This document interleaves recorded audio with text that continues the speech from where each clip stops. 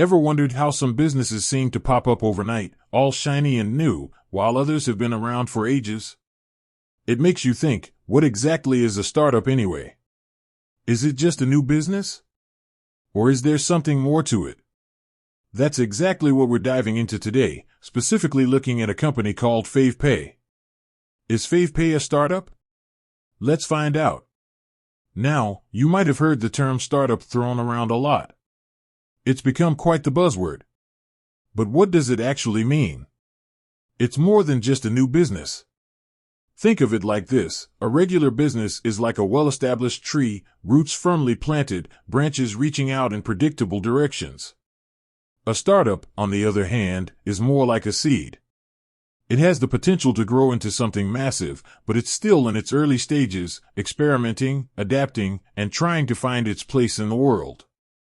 It's often characterized by innovation, a fast-paced environment, and a high degree of risk. So, how does favepay fit into this picture? To answer that, we need to look at a few key characteristics of startups. First, innovation. Startups often disrupt existing markets or create entirely new ones with innovative products or services. They're not just doing things the old way, they're trying to do things better, faster, or more efficiently. Think about how ride-sharing apps revolutionized transportation, or how streaming services changed the way we consume entertainment. These are prime examples of startup innovation. Second, scalability. Startups aim for rapid growth. They're not just thinking about local customers, they're thinking big, often with a global vision.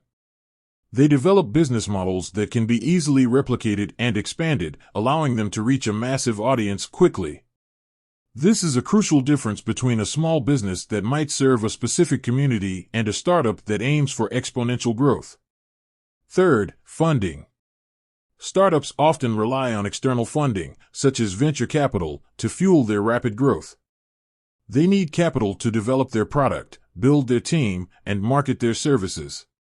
This is where you often hear about Series A or Series B funding rounds. These investments are crucial for startups to scale their operations and achieve their ambitious goals. Now, let's bring favepay back into the conversation. To determine if they're a startup, we need to examine these characteristics in the context of their business. Are they innovating in the payment space? Are they aiming for rapid, scalable growth? Have they received significant external funding? These are the questions we need to ask.